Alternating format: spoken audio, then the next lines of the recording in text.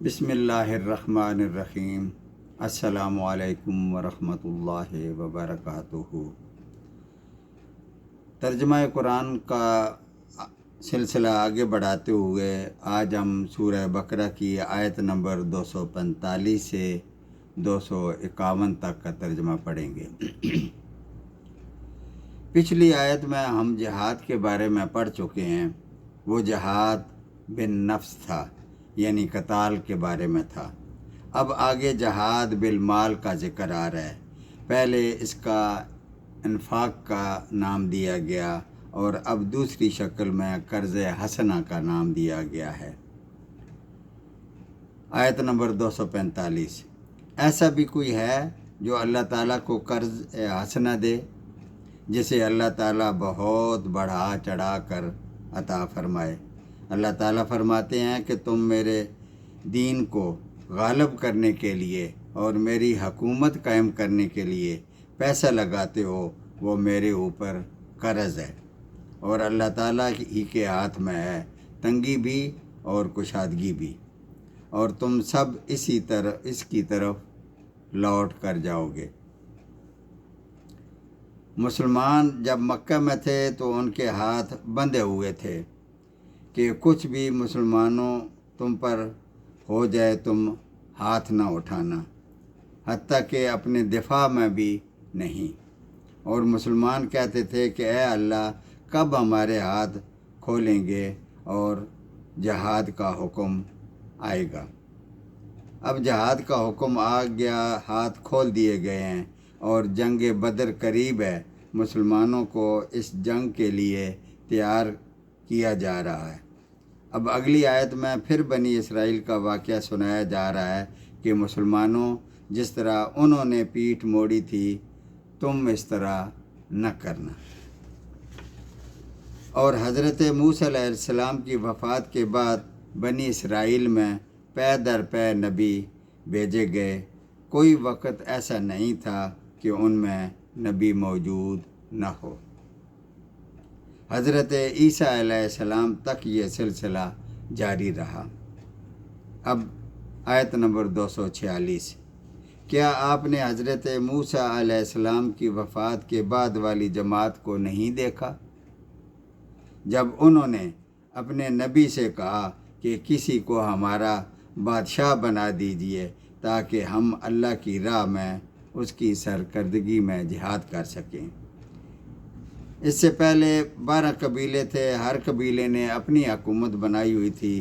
باہر کی طاقتوں نے ان پر حملے کر کے ان کو گھروں سے نکال دیا تھا اور عورتوں کو لونڈیاں اور بچوں کو غلام بنا لیا تھا۔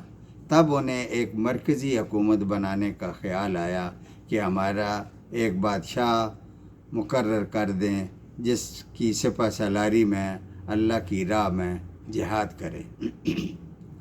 تو نبی نے کہا کہ تمہیں عین ممکن ہے کہ جہاد کی فرضیت آ جانے کے بعد تم جہاد نہ کرو اور پھر جاؤ۔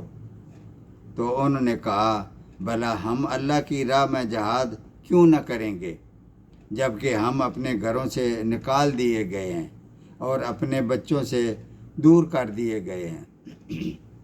پھر جب ان پر جہاد فرض ہوا، سوائے چند لوگوں کے سب پھر گئے، اور اللہ تعالیٰ ظالموں کو خوب جانتا ہے۔ آیت نمبر 247۔ اور انہیں ان کے نبی نے فرمایا کہ اللہ تعالیٰ نے طالوت کو تمہارا بادشاہ بنا دیا ہے۔ ان کا نام تورات میں ساؤل آیا ہے۔ یہ چونکہ طویل قد والے تھے تو قرآن نے ان کا صفاتی نام لکھا ہے طالوت۔ تو قوم نے کہا کہ یہ ہمارے بادشاہ کیسے ہو سکتے ہیں؟ اس سے زیادہ تو بادشاہت کے ہم حقدار ہیں، یہ تو مفلس ہیں، ان کے پاس تو مالی کشادگی بھی نہیں ہے۔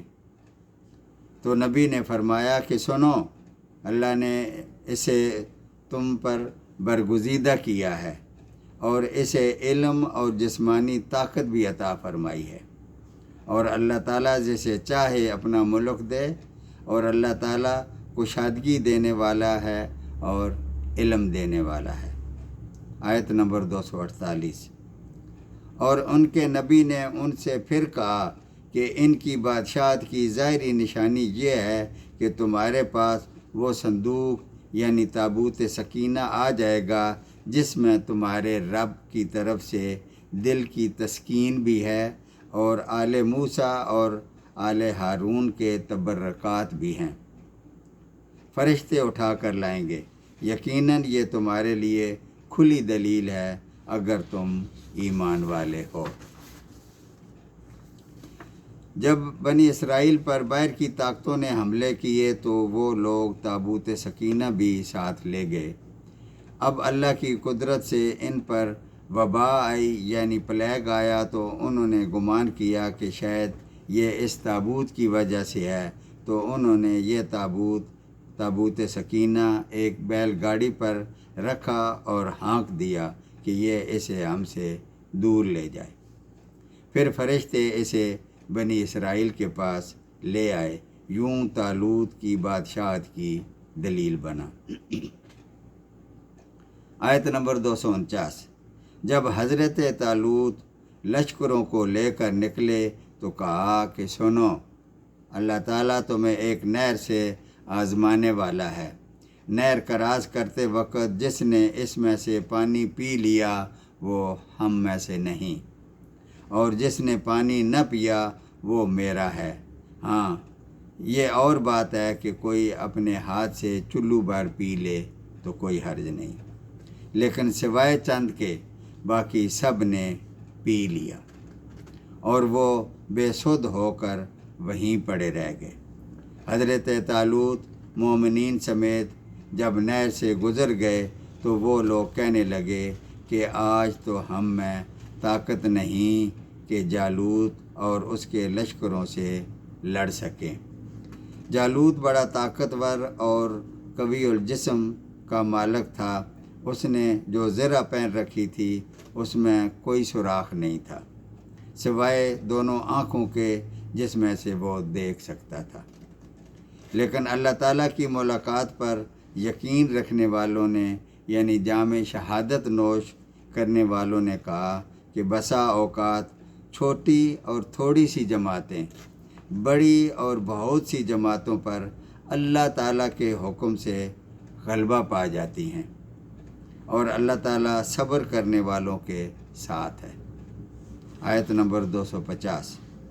اور جب ان کا طالوت اور ان کے لشکروں کا آمنا سامنا ہوا یعنی میدان جنگ میں مقابلہ کے لیے آمنے سامنے آ گئے تو انہوں نے کہا یعنی طالوت علیہ السلام نے دعا مانگی کہ اے پروردگار ہم پر صبر انڈیل دے اور ہمیں ثابت قدمی دے اور کافروں پر ہماری مدد فرما۔ یہی دعا بدر کے موقع پر مسلمانوں کو تلقین کی گئی۔ آیت نمبر 251۔ چنانچہ اللہ تعالیٰ کے حکم سے انہوں نے جالوتیوں کو شکست دے دی اور حضرت داؤد علیہ السلام کے ہاتھوں جالوت قتل ہوا۔ یہ داؤد تورات سے معلوم ہوا کہ یہ گڈریے تھے، جنگلوں میں اپنی بکریوں کے ساتھ رہتے تھے، اور ان کے پاس ایک گوٹیا ہوتا تھا جس میں وہ پتھر رکھ کر گھما کر مارتے تھے، اور ان کا نشانہ اتنا صحیح ہوتا تھا، کہتے تھے کہ میں اس سے شیروں کے جبڑے توڑ دیتا ہوں جب وہ میری بکریوں پر حملہ کرتے ہیں۔ جب لشکر آمنے سامنے آ گئے اور جالوت للکار رہا تھا کہ ہے کوئی میرا مقابلہ کرنے والا تو سامنے آئے، سب سہمے ہوئے تھے، کوئی اس کے مقابلے میں نہیں آ رہا تھا۔ اتفاق سے وہاں داؤد علیہ السلام پہنچ گئے تو پوچھا یہ کیا معاملہ ہے، ساری صورتحال بتائی تو انہوں نے کہا کہ اچھا میں اس کا بندوبست کرتا ہوں۔ گوٹیا، اس کو پنجابی میں کباڑی بولتے ہیں، اس میں پتھر رکھ کر گھما کر اس کی آنکھ میں مارا تو اس کے بھیجے میں اتر گیا اور وہ وہیں واصل جہنم ہو گیا۔ طالوت علیہ السلام نے داؤد علیہ السلام کو اپنا وارث بنایا اور اپنی بیٹی ان کے نکاح میں دے دی۔ اب آیت کریمہ کے الفاظ اس طرح ہیں، اور اللہ تعالیٰ نے داؤد علیہ السلام کو مملکت و حکمت یعنی نبوت اور جتنا کچھ چاہا علم بھی دیا، اور اللہ تعالیٰ بعض لوگوں کو بعض سے دفع کرتا ہے، دفع نہ کرتا تو زمین میں فساد پھیل جاتا، لیکن اللہ تعالیٰ دنیا والوں پر بڑا فضل و کرم کرنے والا ہے۔ صدق اللہ العظیم۔